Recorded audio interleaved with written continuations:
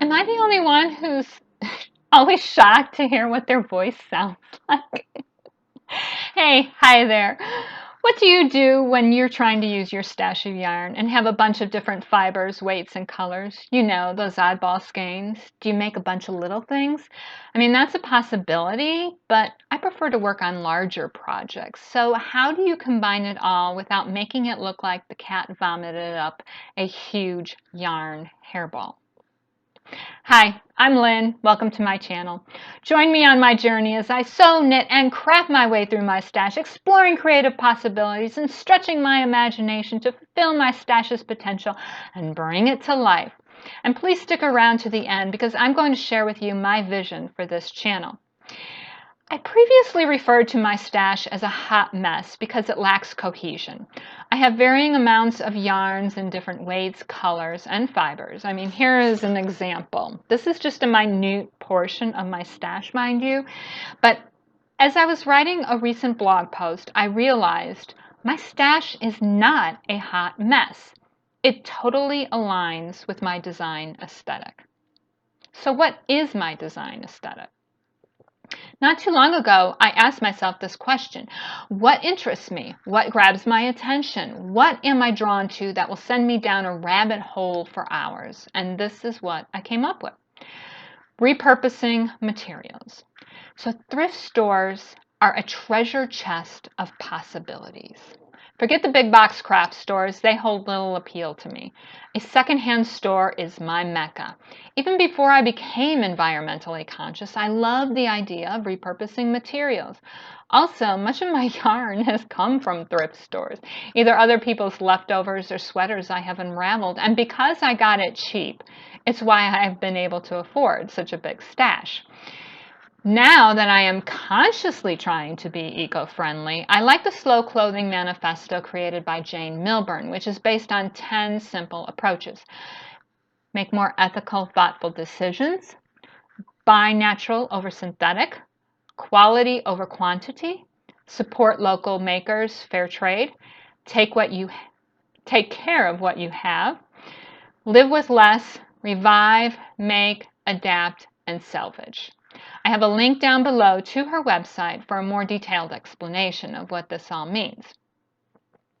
And while reducing my environmental footprint is important, repurposing materials fires up my creative juices. I mean, it's easy to go into a craft store and throw money at a bunch of materials and make something look good. But it's a real art to take things perceived as ugly or garbage or take it out of its context from what it was meant to be and turn it into great design. And that's the level I aspire to. Another concept that intrigues me is Boro. It's Japanese for Boro, translates to something that is tattered or repaired. Boro is a class of textiles that have been mended or patched together. If something became ripped or worn, it wasn't thrown out because resources were scarce.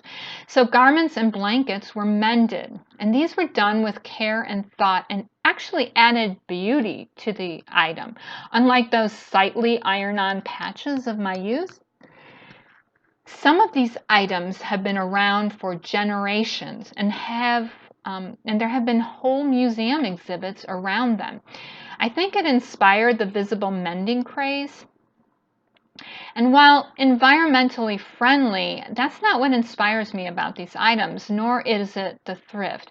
It's the idea that these pieces in and of themselves are valuable because we thought they were worthy of our time and care. Wabi-sabi is another Japanese principle of finding beauty in imperfections. Nothing lasts forever, nothing is perfect, and nothing is ever finished.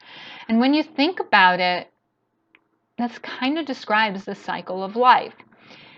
It embraces authenticity and promotes peace and tranquility through simplicity. It's the patina of weathered copper, the softness of a lived-in favorite pair of jeans, and the beauty of the changing seasons.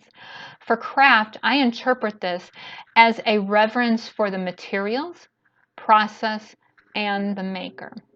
It's a concept that seems far removed from our fast hustle, youth-worshipping throwaway society and materialistic culture. I can see a common thread, though, in these three ideas, repurposing Boro and Wabi-sabi, and that's connection. A connection to our past, traditions, to nature, people, and life itself. Another aesthetic I am drawn to is embellishment.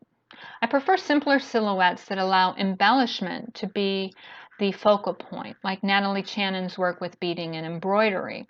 I see clothes as a blank canvas for all sorts of decorations, lace trims, tucking, couching, embroidering, beading, ruched flowers, applique, all those sorts of things. And as a child of the 70s, I am inspired by color and pattern, especially for my home. Here, I follow the adage, more is more. I love combining different textures and colors. And collage is where pattern and color really can come together and play. Patchwork quilts are collage in fabric form. And while quilts with perfectly matched seams and symmetry may display a technical mastery and precision, they actually feel quite sterile to me. Wonky, irregular, and asymmetry, like the quilts of Gee's Benz, touch me emotionally. I can relate to them on a human level. And I think that goes back to Wabi-sabi and the beauty of imperfection. So maybe I've had this inclination for imperfection all along. I don't know. And finally, I have acquired a large collection of fabrics and yarns over the years, things I've bought as well as have been gifted. And not all of these are natural fibers, which is now my preference from a personal as well as an ecological standpoint. However, it's not wallet or eco-friendly to just go tossing everything out and replacing it. And for that reason, I embrace the concept of, as well as the creative challenge of bricolage, using whatever is on hand. I think boucherie rugs are a perfect example. Boucherie means rag in Moroccan Arabic, and these are one-of-a-kind vintage fabric rugs made in North Africa by Berber women.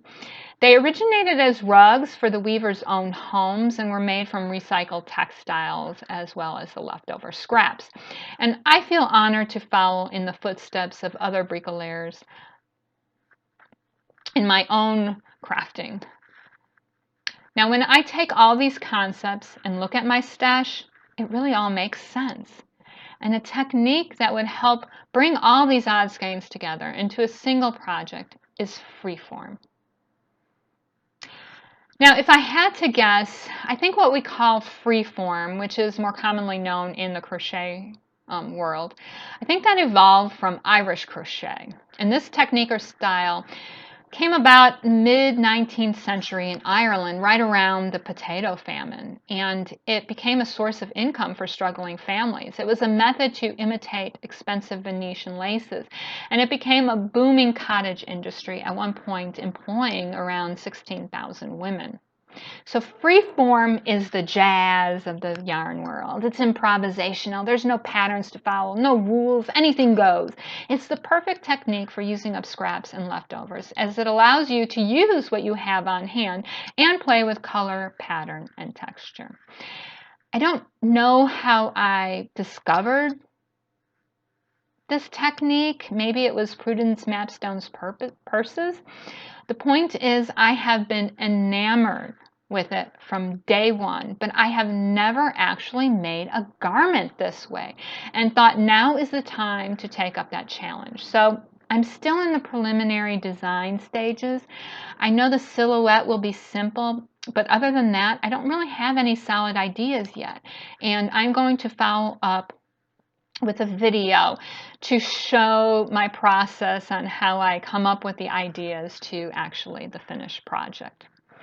Now, to wrap up this video, I'd like to talk about my vision for this channel. I want it to be a playground for creative expression, whatever the medium. I want you to see my creative process from the idea stage to the completed project. And as I ask questions and dig deeper to reveal my own authentic voice, I'm actually surprised by the things that come up that have nothing to do with crafting. I thought the process would help me reconnect with my creativity, but it's been so much more. It's actually been very therapeutic. And I want to be transparent with you and share my findings in the hopes that it inspires you to ask yourself questions and challenge your self-limiting beliefs and fears and tap into what makes you come alive. The world needs all of our unique voices, not a bunch of copycats. Now, on a more technical note, I have confidence in my sewing and knitting, but my videography and editing skills are clearly beginner. You guys, there is a huge learning curve, and I'm doing my best to get up to speed and maintain a full-time job and create interesting and useful content for this channel as well as my blog. So I have a lot of great ideas for making my videos more interesting. I just don't know how to execute them yet. And it sounds like I've bitten off more than I can chew, but truthfully, each post, video, and project has brought new discoveries and led to more inspiration that energizes and keeps me motivated. I'm having more fun than I've had in years because I'm doing something I really love. I don't know what will come of this project, but results and outcomes really aren't what I'm going for here. It's all about the journey and fostering a creative practice. So I hope you'll join me. So please share in the comments how you're using your stash as well as any ideas you'd like me to cover in future videos. If you'd like this video, please give it a thumbs up and share with your friends. If you want to follow me on my journey, hit subscribe and the bell to receive notifications when a new video is up. You can also follow along on my blog. Links are down below. Happy destashing, and I'll see you in the next one.